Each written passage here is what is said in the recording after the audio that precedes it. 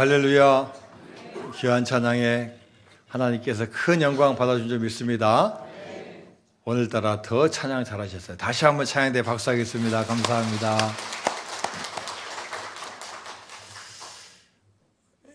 예수님께서 하시는 사역은 지역적으로 보면은 그렇게 넓지 않았습니다. 갈릴리 지역을 중심으로 해서 당시에 팔레스타인, 또 예루살렘, 베들레헴, 이스라엘의 조그만한 지역이었습니다. 그 지역 중에서도 오늘 본문에 나오는 가버나움 지역에서도 활동을 많이 하셨습니다. 복음을 증거하시고 하나님 나라를 선포하시고 또 질병을 고치시는 사역을 많이 했습니다. 예수님께서 가버나움에 계시다가 떠나셔서 다른 곳에 가셨다가 며칠 만에 다시 돌아오셨습니다. 가버나움 사람들은 또 예수님께서 오셨다는 소식을 듣고 예수님 있는 곳으로 몰려갔어요. 요즘으로 말하면 인기가 아주 좋으셨을 때입니다. 그래서 예수님께서 집에서 말씀 전하시는데 갑자기 순식간에 수많은 사람들이 몰려드는 겁니다. 그래서 요즘 말하면은 현관부터 꽉 차서 더 이상 들어갈 수가 없어요. 집 마당까지 꽉 차 있습니다.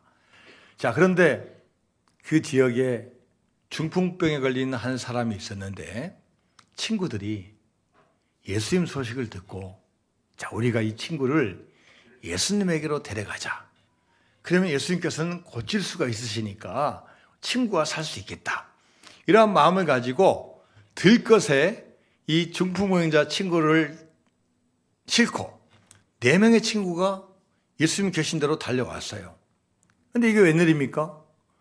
사람이 너무나 많아서 현관에 들어갈 수가 없는 거예요. 그러던 중에 친구가 한 명이 야, 방법이 뭐가 있을까? 그렇지. 어디로 올라갑니까? 지붕 위로 올라가자. 지금 한국의 기와집, 콘크리트 생각하시면 안 돼요. 2000년 전에 고대 근동지방은 지붕이 평평합니다. 평평해요. 그리고 나무 잘라가지고 나무를 대고 그 중간중간에 나뭇가지를 놔요. 그 정도 넣고 조금 이제 잘한다 그러면 거기다가 진흙을 발라서 이렇게 흙을 이겨 놓습니다. 그래서 도구가 필요 없이도 얼마든지 천장을 떼낼 수가 있어요. 지붕을 떼낼 수가 있어요. 사도행전 10장 9절 말씀에 보면은 베드로가 요바에서 기도를 하는데 어디에서 기도하냐면요. 지붕에 올라가서 기도하는 거예요. 그러니까 이 지붕이 지금 같은 지붕이 아니라 계단이 있고 계단 위에 평평한 곳에 있어서 요즘 하면은 옥상에 있는 그런 공원 정도 되는 그런 곳입니다. 자, 그래서 우리가 천장을 뚫자, 지붕을 뚫어버리자.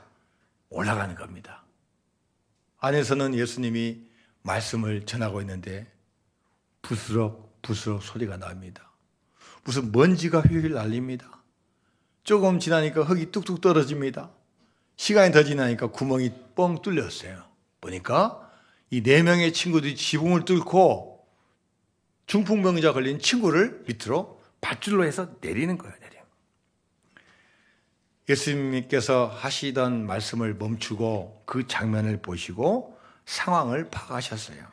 그리고 그 친구들의 믿음을 보시고 중풍병자가 걸을 수도 없고 또 제대로 말할 수도 없고 본인이 스스로 할 수 없으니까 그 4명의 친구들의 믿음을 보시고 그 중풍병자에게 말씀하시는 거예요.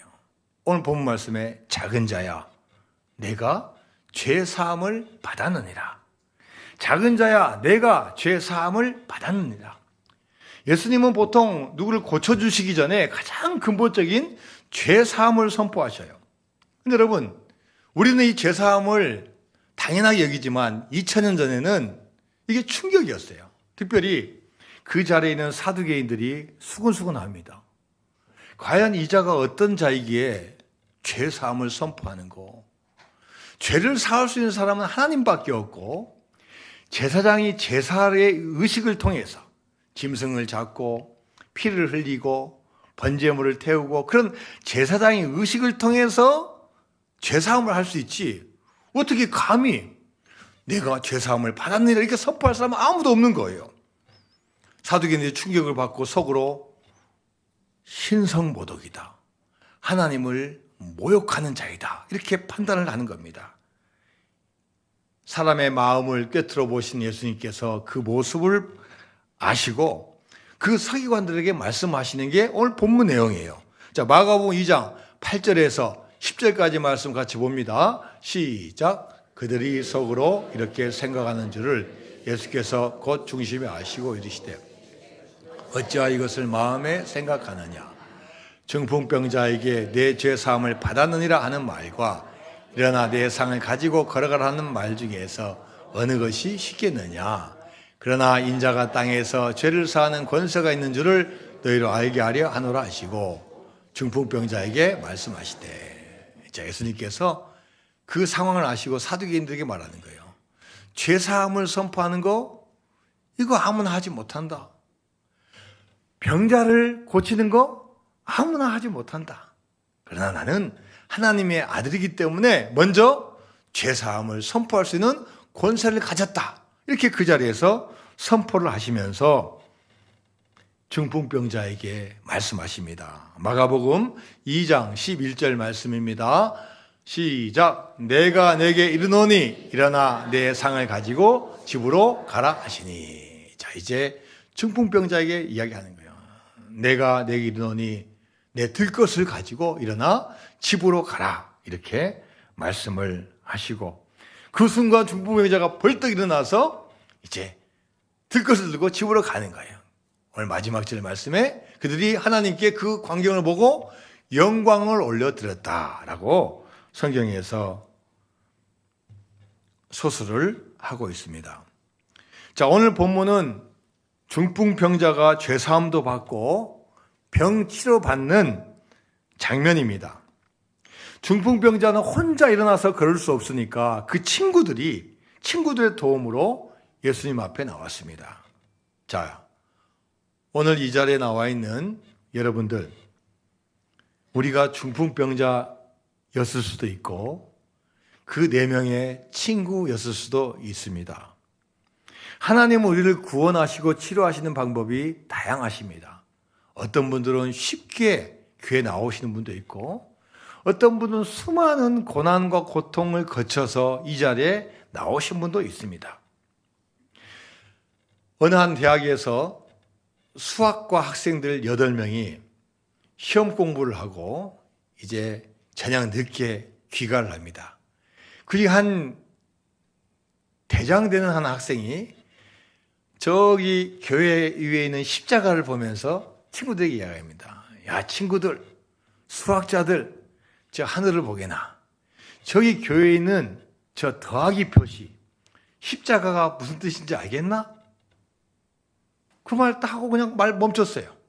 자, 그런데 그 말들은 8명 중에 1명이 집에 와서 잠을 못 자요. 더하기? 십자가? 예수님? 그게 인생에 어떤 의미가 있지? 하면서 고민하고 묵상하게 되었어요. 신기하게도 그날 저녁에 주님을 영접하는 사건이 일어났어요. 새벽에 일어나 보니까 내가 주님을 알게 되고 영접한 게 너무나 급격적이고 너무나 감사한 거예요. 그래서 그 전날 저녁에 저 더하기 십자가를 보란 그 친구를 찾아갔어요. 친구야, 내가 그냥 한 이야기 한마디 내가 마음에 딱 걸렸는데 그 말을 묵상하다 보니까 내가 주님을 알게 되었어. 주님을 영접했어. 너는 어떻게 그런 말 했니? 나 그냥 해본 말이야. 근데 네가 예수님을 영접했다고 하니 나도 한번 생각해 볼게. 그 친구도 믿게 되었어요. 그리고 학교에 가서 그 단짝인 친구들 6명에게도 그 일어나는 사건들을 이야기하니까 그럼 나도 교회 가봐야지. 나도 예수님 믿을 거야. 하루 이틀 만에 순식간에 8명의 친구가 예수님 영접하는 그런 사건이 벌어지게 되었습니다. 자, 또 역사적으로 유명한 사건이 있습니다. 독일의 유명한 화가 스테른베르크가 유명한 당시의 화가 있습니다. 누드화를 그려요. 누드화. 여자들 벗은몸을 그리는 유명한 화가였어요. 그림을 잘 그리니까 소문나가지고 심지어 교회에서도 우리 교회에 걸 그림을 하나 그려달라. 예수님께서 십자가를 지시고 우리 죄를 사하신 그 장면을 그려달라. 그 나라가 독일이니까 문화적으로는 다 예수님이 누군지 십자가가 뭔지 아니까 한번 해보겠다. 근데 그러다 보니까요, 지겨운 거예요. 지겨운 거예요. 차라리 누드화가 더 낫는 거예요. 아유, 한 반쯤 그리다가 집어치우고 또 밖에 나가서 집시 여인을 불러. 집시 여인. 자, 내가 모델로 줄 테니까 자, 누드화 모델이 돼달라. 와서 또 모델로 그린 거예요. 근데 그 집시 여인이 방을 쭉 둘러보다가 반쯤 그리다만 그림이 있는 거예요. 예수님께서 다 이렇게 하고 십자가에 못 박힌 장면. 그 화가에게 물어봅니다. 아니, 화가님, 저기에 십자가에 있는 그 저 남자 도대체 무슨 잘못을 했길래 십자가형으로 죽습니까? 이 화가가 기독교인은 아니지만 설명을 해줘요. 예, 저분은 예수님입니다. 하나님의 아들이십니다. 그분은 우리 인류를 구원하시기 위해서 이 세상에 오셨고 우리 죄를 사하시기 위해서 십자가에 못 박혀 죽으신 것입니다. 그렇다면 선생님, 저분이 선생님의 죄도 대신 지신 건가요? 선생님 죄를 대신 지시고 죽으셨습니까? 이 말에 화가는 대답을 하지 못했습니다. 객관적인 지식은 알았지만 과연 나의 죄를 졌는지 깨닫지 못했어요. 그때부터 골방에 들어가서 묵상하고 생각하기 시작했어요. 그러다가 교회에 나가게 되었고 교회에서 하나님 말씀을 듣게 되었고 주님을 만나게 되었어요. 그래서 모든 누드와 다 버리고 집어치우고 그랬던 그림이 이 사람을 보라라는 예수님이 십자가에서 못 박히신 그 장면을 그렸습니다. 자, 그런데 한 여인이 이 그림을 보다가 생각이 났어요. 예수님께서는 나를 위해서 십자가 죽으셨는데 나는 주님을 위해서 무엇을 했는가? 프랜시스 리들리 하버가라는 여인이 가사를 썼어요. 가사를. 그 가사가 오늘 우리가 예배 시간에 불렀던 찬송가 311장이에요. 311장. 내 너를 위하여 몸 버려 피 흘려 내 죄를 속하여 살 길을 주었다. 널 위해 몸을 주고만 너 무엇 주느냐. 널 위해 몸을 주고만 너 무엇 주느냐. 스탠베르크가 회심을 하고 그린 그림을 보고 한 여인이 찬송가를 만들었습니다. 자, 또 이 그림이 독일에 있는 한 박물관에 전시가 되었습니다. 유명한 진젤 도르프라는 백작이 그 그림을 보고 갑자기 몸이 얼어붙었어요.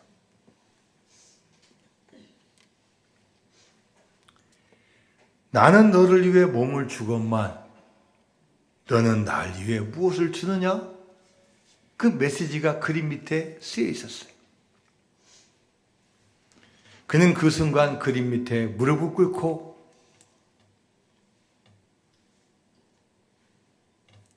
주님 앞에 새로운 결단을 하게 되었어요.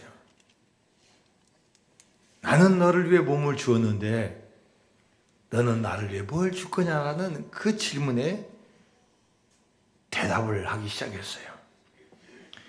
이 진델도 백작은 백작이니까 땅이 어마어마했어요. 자기 영토가 어마어마해요. 그런데 당시에 종교적 박해를 피해서 온 피난민들이 많았어요. 이 사람들이 거처할 땅이 없는 거예요. 이 백작이 자기의 땅을 다 열었어요. 자, 여러분, 필요하신 분 있으면은 와서 내 땅에다가 여러분 집 지으십시오.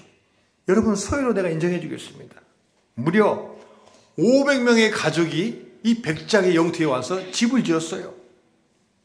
그리고 집을 짓기 시작하면서 동시에 교회를 세웠어요. 교회를 지었어요. 그리고 이 500가구의 분들과 같이 하나님께 예배를 드리기 시작했어요. 여러분, 무엇보다도 여러분 수입의 10분의 1을 하나님께 드립시다.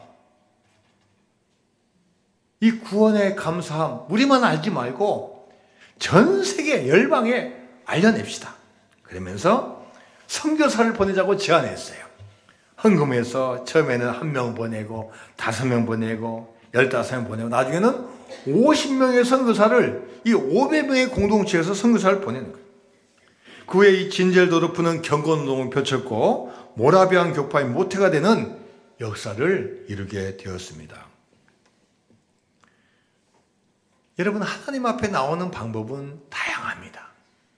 그림을 보고 주님 앞에 나올 수 있고 꿈을 통해서 나올 수 있어요. 우리 교인 중에 한 분은 잠을 자다가 꿈을 꾸었는데 큰 건물 벽에 예수님의 큰 모습이 있는 거예요. 그때는 예수님인지 몰랐는데 우리 교회를 지나가다 보니까 그 그림이 우리 교회 벽에 붙어 있는 거예요. 우리 교회 등록하신 집사님이 계셔요. 또 어떤 분은 벽산 대주 아파트로 이사 왔는데 보니까 우리 교회 십자가가 보여.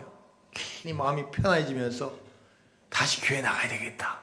이런 마음 먹고 다시 교회 나오신 분이 있어요. 하나님께서 부르신 방법은 다양합니다. 쉽게 나오는 방법도 있고 어렵게 나오는 방법도 있어요. 여러분, 특별히 오늘 중풍병자를 데리고 온 4명의 친구, 이 4명의 친구가 없으면 이 중풍병자는 절대로 주님 앞에 나올 수 없어요. 혼자 움직일 수 없으니까 주님 만날 수가 없어요. 도와주지 않고 이끌어주지 않으면은 믿지 못하는 분들이 우리 주변에 얼마나 많은지 모릅니다. 성 어거스틴은 어머니 모니카의 간절한 기도로 회심했어요. 집 나가고 아무 여자랑 잠을 자고 사생활을 낳고 심지어 이단에 빠지고 방황의 길, 이단 길을 갑니다. 그러나 어머니는 그 순간에도 포기하지 않았어요. 끝까지 아들을 위해서 기도했을 때 이 어거스틴은 14년 만에 주님 곁으로 돌아왔어요. 혼자서 내 힘으로 교회 나오는 사람도 있지만 우리가 기도해 주지 않으면, 들것을 실어주지 않으면 교회 나오지 못하는 많은 분들이 우리 주변에 있습니다. 창세기 19장에 보면은 소돔과 고모라 성이 이제 망할 상황에 처해 있어요. 하나님께서 그렇게 경고를 해도 그 성은 알지 못합니다. 한번 쾌락의 맛을 보고 유혹의 맛을 보면은 빠져나올 수가 없어요. 이것을 아는 아브라함이 롯을 살리려고 하나님께 간청하는 거예요. 하나님, 저 소돔과 고모라 성에 의인 50명만 있으면 멸망시키지 않으실 거죠? 이상해요. 응답이 없으니까. 아니, 45명만 되면 살려주실 거죠? 40명만 되면, 30명만 되면, 하나님 20명만 되면요. 제 마지막으로 하나님, 의인 10명만 있다면 저 성 멸망시키지 않으실 거죠? 그런데 그 성에는요, 의인이 10명도 없어요. 신실한 사람 10명도 없어요. 그런데 하나님께서 그 성 가운데 누구를 살려주시냐? 조카 롯을 살려줍니다. 롯이 의인이어서가 아니라 창세기 19장 29절 말씀 보면은 하나님께서 아브라함을 생각하사요. 하나님께서 롯을 생각해서가 아니라 아브라함을 생각하사. 다 멸망의 길을 갈 수밖에 없지만 그를 위해서 기도하고 중보하고 예수는 그 아브라함을 생각하셔서 롯을 구원해 주신 거예요. 여러분, 지금도 우리 주변에는 아브라함처럼 우리의 기도가 필요한 많은 분들이 있습니다. 우리의 전도가 필요한 많은 분들이 우리 주변에 있습니다. 가만히 놔두면 다 멸망길 갈 수밖에 없지만 여러분이 손 내밀어서 잡아준다면 돌아오실 분들이 있습니다. 에베소서 2장 10절 말씀입니다. 시작. 우리는 그가 만드신 바라 그리스도 예수 안에서 선한 일을 위하여 지으심을 받은 자니 이 일은 하나님이 전에 예비하사 우리로 그 가운데서 행하게 하려 하십니다. 하나님은 우리를 지으셨어요. 무엇보다도 선한 일을 위하여 지었다고 말씀하셔요. 여러분, 선한 일이 뭡니까? 선한 일. 착한 일 하는 거, 구제하는 거, 좋은 일 하는 거, 어려운 사람 도와주는 거, 부모님에게 효도하는 거, 자식을 잘 키우는 거 다 좋은 일이에요. 나 가장 하나님 하시는 선한 일은 뭐냐? 죽어가는 영혼을 살리는 거예요. 죽어가는 영혼을 살리는 거예요. 4명의 친구들이 중풍병자를 들것에 메고 올라갈 때 사람들이 너무나 많이 있었어요. 핑계 댈 수 있어요. 사람 너무 많으니까 우리 돌아갑시다. 다음에 옵시다. 방해하는 게 많으니까 이거 하나님 뜻이 아닌 모양입니다. 돌아갈 수 있어요. 그런데 뚫고 가는 거예요. 방법이 왜 없어? 하면서 오늘 주님 만나야 되면서 지붕 위로 올라가는 거예요. 여러분, 살아있는 사람, 중풍병자 4명이 들고 와도 얼마나 여러분 무겁겠습니까? 무겁죠.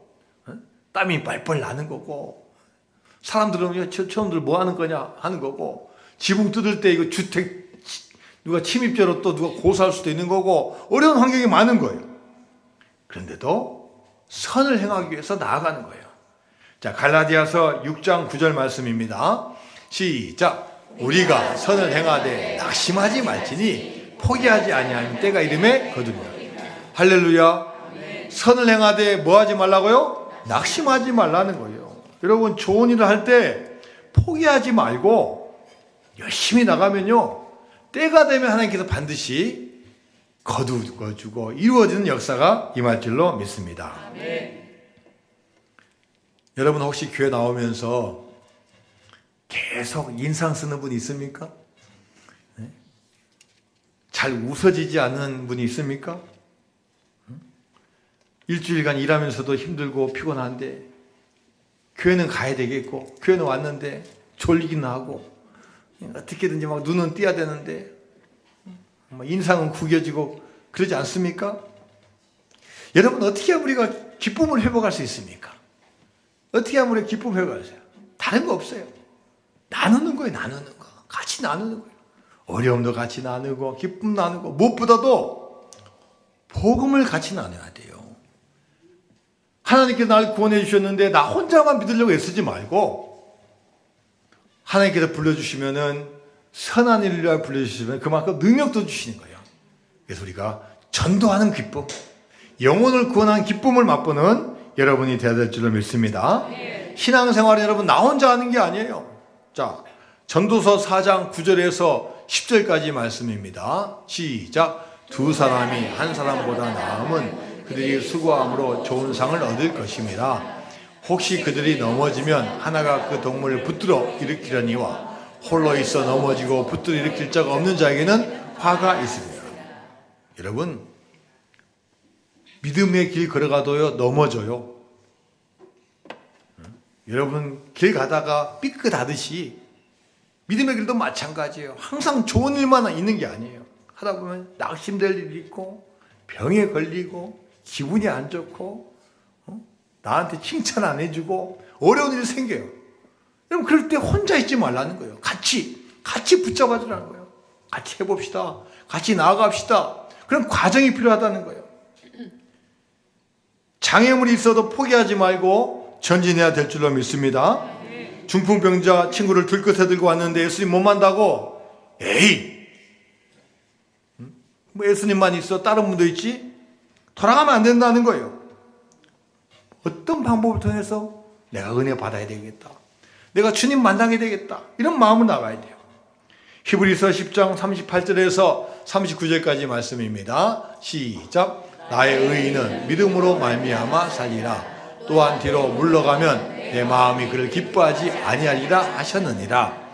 우리는 뒤로 물러가 멸망할 자가 아니요 오직 영혼을 구원함이라는 믿음을 가진 자니라. 아멘. 자, 우리는 뒤로 물러가서 멸망할 자가 아니고 어떤 자라고요? 오직 영혼을 구원함이라는 믿음을 가진 자니라. 할렐루야. 영혼을 구원하는 믿음을 가진 자가 될 줄로 믿습니다. 삭개오도 예수님 만나기를 원했고 예수님 만나려고 나왔어요. 근데 키가 작아가지고 안 보이는 거예요. 만약 삭개오가 돌아갔다면 성경에도 나오지 않았겠죠. 구원의 역사도 없었겠죠. 그의 삶이 계속 반복되는 생활만 살다가 갔겠죠. 그런데 키가 작으니까 어디로 갔어요? 높은 돌 감람나무 위로 올라갔어요. 우리가 생각하는 뽕나무가 아니에요. 돌 감람나무, 아주 튼튼한 나무 위로 올라갔어요. 그래서 올라가서 딱 보니까 예수님이 보여요.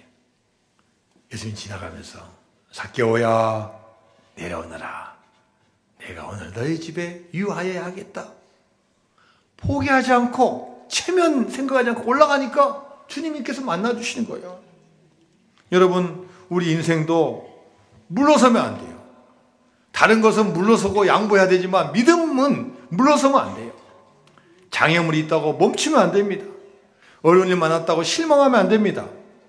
오히려 한 걸음 한 걸음 주님 앞으로 걸어가야 될 줄로 믿습니다. 여러분, 올리브 나무 아시죠? 올리브 열매 아시죠? 아주 올리브가 있어요. 근데 올리브 나무는 언제 열매를 맺히냐? 빨라야지 7년에서 10년이래요.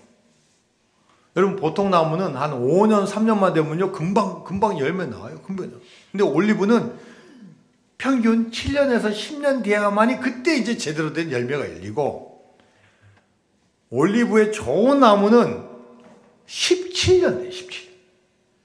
좋은 나무일수록 늦게 열린다, 늦게, 17년. 근데 한번 열리기 시작하면요, 이 올리브 나무는 수명이 길어요. 평균 300년에서 500년 사는 거예요. 300년, 500년. 그리고 300년에서 500년까지 계속 열매를 맺히는 거예요. 그러니까 여러분, 5년, 7년, 17년 열렸다고 낙담하면 안 된다. 낙담하면 안 된다. 50년 되고 100년 되고요. 그래서 여러분, 그쪽 지방에 속담이 있어요. 올리브 나무 10그루만 있으면은 평생 먹고 산다요. 나무 10그루만 있으면은 우리나라 월급 300만 원, 400만 원, 500만 원이 나오는 거예요. 지금도 예수님께서 십자가 지시기 전에 핏방울처럼 흘리면서 기도했던 겟세마네 동상. 여러분, 그 가운데 가보면요, 겟세마네 그 바위가 있고 기도가 있고 중간에 나무가 있어요. 그게 바로 올리브 나무예요. 가이드 말로는 그 나무가 예수님 당시에 그 나무라고 이야기하는 거예요. 열매는 열리지 않지만 2000년 동안 살아있어요. 얼마나 오래 사는지 몰라요. 여러분, 최고의 은혜, 최고의 축복은 무엇입니까? 예수님께서는 중풍병자를 데려온 4명의 친구와 중풍병자에게 뭐라고 말씀하셨냐? 먼저 내가 죄사함을 받았느니라. 먼저 죄사함을 선포하신 거예요. 질병 고치는 거 병원에 가서 고칠 수도 있고 때가 되면 고칠 수 있지만 죄사함은 우리 힘으로 할 수 없습니다. 그래서 여러분, 인생에서 가장 중요한 게 뭐냐? 죄사함을 받는 거예요. 죄사함 받는 거예요. 아무리 건강해도 여러분 다 돌아가셔요. 다 죽어요. 아무리 건강해도 죄사함 받지 못하면은 언젠간 죽어 다 심판을 받게 되는 우리 존재입니다. 우리나라의 최고의 기업, 직원이 10만 명이 넘는 사원이 있는 그룹 회장도 주님을 믿지 않으면요, 죽어서 천국 못 가는 거예요. 돈을 다 준다고 해도 천국 살 수 없는 거예요. 아무리 좋은 책이 있고 아무리 좋은 교제하고 아무리 좋은 여행해도 하나님 말씀 모르고 구원 모르면요, 인생이 어두울 수밖에 없는 거예요. 무엇보다도 여러분, 구원을 사모하시고 구원의 확신을 갖는 여러분 되시기를 바랍니다. 히브리서 9장 27절 말씀입니다. 히브리서 9장 27절 시작. 한 번 죽는 것은 사람에게 정해진 것이요 그 후에는 심판이 있으리. 자, 옆에 분에게 한번 해봅니다. 시작. 한 번 죽는 것은 사람에게 정해진 것이요 그 후에는 심판이 있어요. 심판.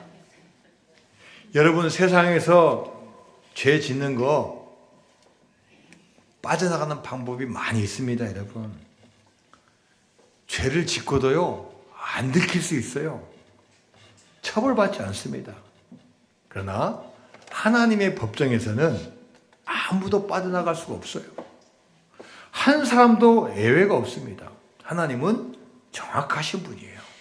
그렇다고 우리가 행위를 다 잘하자는 이야기 아니에요. 무엇보다 우리 마음의 중심이 하나님을 받아들이고 믿음으로 나가는 게 중요한 거예요.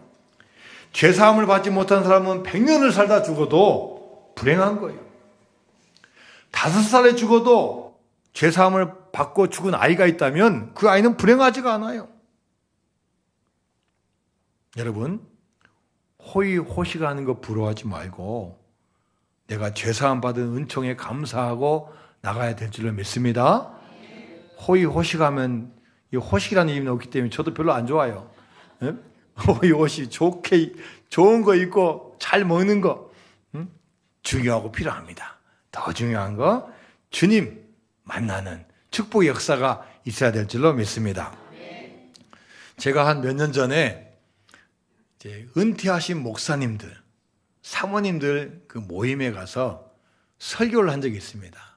자, 그러면서 다들 70 넘으신 분들이니까 제가 설교 중에 예화를, 제 아버님 예화를 들었어요. 그래서 나이가 드시더라도 할 일이 있으셔야 됩니다. 그래서 아버님은 또 그 주보에다, 그 교회에서 허락해 주셔서 주보에다 칼럼도 쓰시고 또 지금도 나이가 90세인데 건강하십니다. 이렇게 설교를 했는데요. 예배가 마치자마자 어떤 80대 초반에 어떤 사모님이 오셨어요. 그러면서 목사님, 제가 목사님 설교를 듣다 보니까 목사님의 아버님을 제가 아는 분 같아요. 대화하다 보니까요, 저희 돌아가신 어머님의 친구분이에요. 그분이 친구분. 군산 여상을 같이 나오고 이분이 제 어머니를 전도하신 거예요. 제 어머니는 믿지 않은 집안이에요. 불교 집안이에요. 불교 집안. 다 이모들 다 전부 다 교회 안 다녔던 분들이에요. 근데 우리 어머니가 어느 순간부터 교회를 다니셨고 이 집안을 전도하게 돼가지고 이모들이 나중에 다 이렇게 교회를 나오셨어요. 그래서 그분이 저한테 제가 당신의 목사님의 어머니의 친구입니다. 제가 그때 전도했습니다. 제가 20대 중반에 어머님이 돌아가셨기 때문에 제가 그런 거 자세히 안 물어봤으니까 뭐 잘 몰랐어요. 근데 그러시냐고, 감사하다고, 고맙다고, 반갑다고 이렇게 포옹하고 이제 식사하고 이제 딱 헤어졌죠. 헤어지고. 그리고 이제 그분이 어디 계신지 몰라요.